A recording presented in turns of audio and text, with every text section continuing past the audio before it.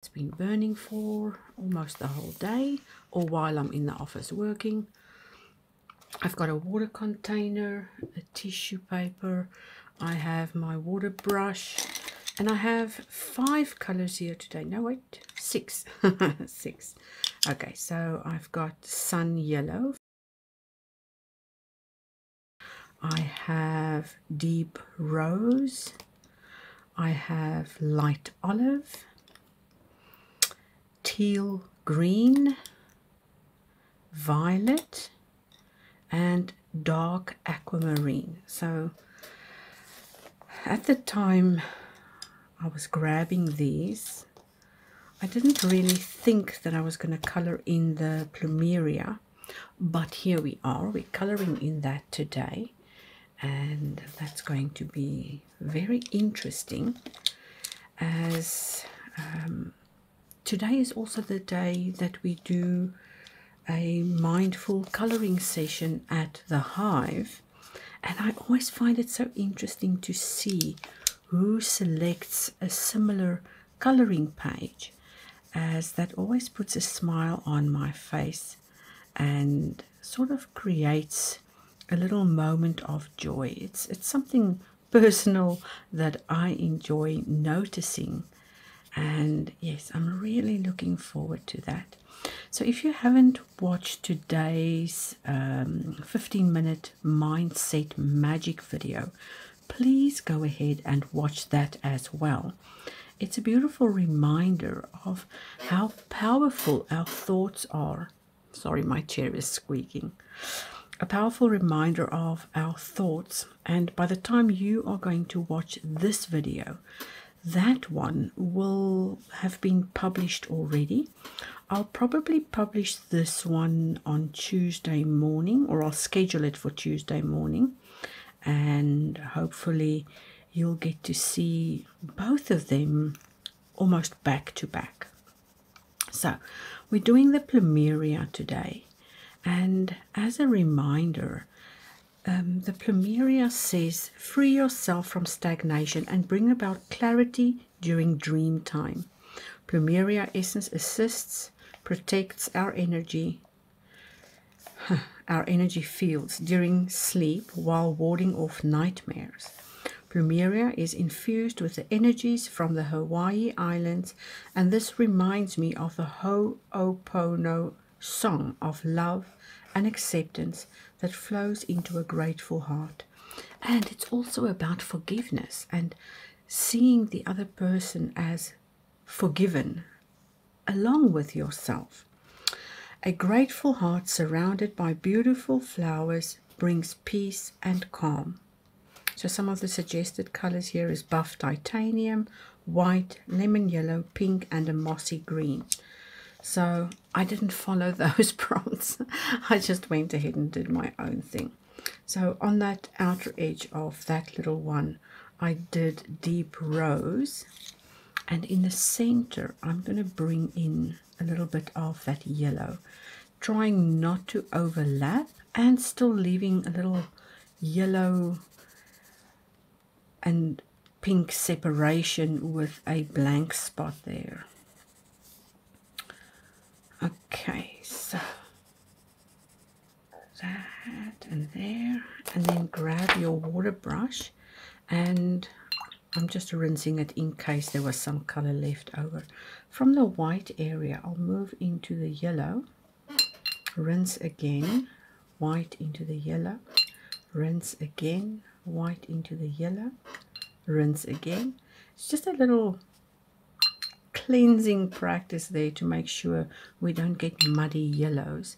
And now, because we're going to only work with pink, I think I'll go from the white to the pink, from the white to the pink. Just create a little color shift there without allowing the yellow and pink to mix. Now that brush I could see was slightly dirty.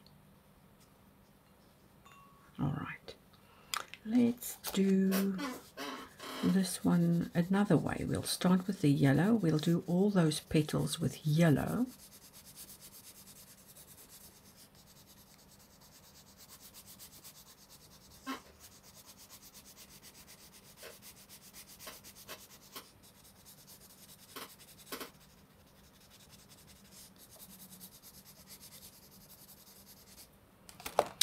And we'll dissolve the ink,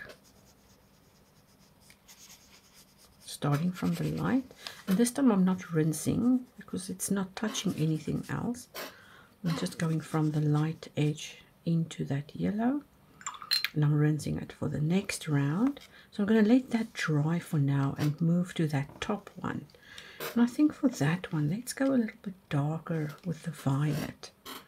So I'll do, yeah, the violet at the bottom.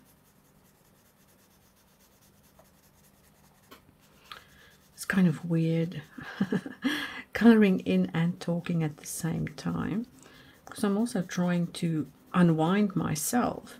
But it's so lovely to share my techniques and help you to create pretty florals in your book as well. So, if you don't have a book, please drop in the comments that you don't have one, and I can see what I can do to get one to you. Alright, let's grab that pink again and color in those tips just like that. Just those little tips.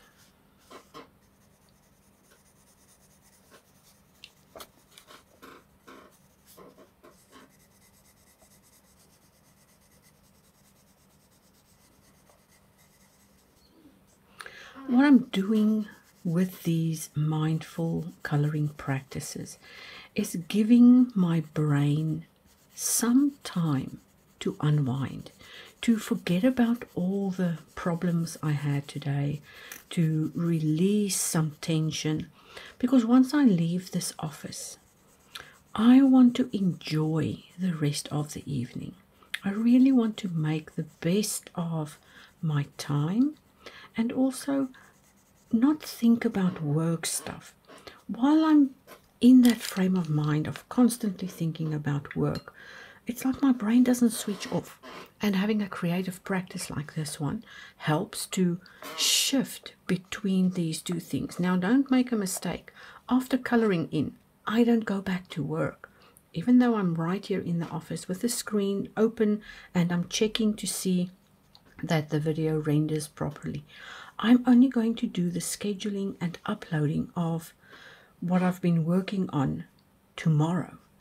So when I put these pencils down, I'm literally done for the day. I've had my work, and sorry, I'm just going to rinse out there again. I've had my workload, and believe me, it's been a load. I've had my workload done for the day, and that is ready and waiting for me for tomorrow morning. When I wake up, I jump into the office. Well, not when I wake up, when I come back from my walk and everything else is sorted, I'll jump in and start making all the adjustments I need. I think I'm going to go with purple in this one. Oh, it's still a little bit wet. Let's just continue on this one. So for this one, I want a lot of pink. So my mindful practices start in the morning with either a walk if the weather is good. Then I'll go out and spend some time outside, again, if the weather is good, with my journal or my diary or whatever creative practice I'm doing that morning. So it varies. It depends on my schedule, depends on what I'm doing. I don't have the same routine every single day. I do have practices that I do want to get to. Sometimes I'm spending time in gratitude. Other times I'm planning a project. At other times I'm releasing some thoughts in my mind, especially if I've been going through some trying things and my thoughts tend to run away with me. Now, I do discuss these practices in depth inside the Self-Mastery membership, and there are links in the description below if you want to find out more. But those practices really help to unlock certain areas of my creative life and the lifestyle I want to live. It also helps me to plan ahead. It helps me to set better goals. It helps me to stick to my intentions. And it also helps me to keep my promises to myself. You know, in today's 15-minute mindset session, I discussed 3 of the most important things I do every day. And they've got so much impact in my life that if I make sure I do something to move my career forward, and if I make sure I build those relationships and connections every day, and I do make sure I take at least 15 minutes for myself, then my whole day feels like it is working so much better. I don't feel any kind of resentment towards anyone because they might have interrupted my day, they might have changed my plans unknowingly, or something might have happened that I needed to pivot into another direction. Now, because I've laid out my to-do list, not in a list of 100 things to do for the day, but just these 3 things I want to make sure I get done for the day. That just sets it up in a whole new way where I don't have to stress and worry. I mean, you've been doing what you do for a very long time, haven't you? And if you can get some of those things to happen on autopilot, where you don't have to think about them, where you don't have to you literally don't need a guide to do the things you do. You do them already, you know. So when you've got those list of things, that standard practices, that thing you have to go and do every day to get money in your bank account, if you already know how to do that, then rather split your day up into 3 parts or 3 things you get to do for yourself, for your relationships, for your career. And that way you'll see so much more growth happening instead of worrying about what you've forgotten to do, what you need to do, or simply having a list just because you heard it was cool to have a list of priorities. Now, I'll tell you something. If you are struggling in life and you have these mental blocks, slowing down is one of the biggest rewarding things you could ever do for yourself. And in that moment where you are alone with your own thoughts in a creative practice, you literally release all resistance. And I'm telling you, this is a game changer. You might not think so right now. You might see this as wasting more time. But this is only going to take 15 minutes of your day. It's going to unlock that left brain, right brain connection that we are missing, because everything runs in the left brain, right? And when you have a little bit of right brain activity to help you, then your day is going to feel so much more rewarding. So in this last one, I'll demonstrate this technique I just did there. So with the water brush, grab some pigment, start at the darkest edge and work it into where you want it. So you'll see that this gives you a much softer transition. That gives you a little bit of harsh lines. But this is nice and gentle and soft, and I don't know, it feels kind of feminine to do it this way. You know, take from there and gently place it where you want. And can you see how intense that has turned out? All right, so I have a 10-minute reminder that just went off to go and check the lasagna, but I also set that reminder to keep me on track because I'm recording the video, making the lasagna, checking this and doing multiple things while trying to stay conscious. And of course trying to sit still so the chair doesn't make a noise. All right, let's bring in some of that yellow. So I'm just coloring in where I see some dry spots because I don't want the yellow and the pink to mix in, as that might turn it into an orange, and I don't want orange in these flowers just yet. Oh well, not at all. Oh well, the brush was dirty there. Let's rinse and get more clarity. Alright, so I hope you're going to have fun coloring in your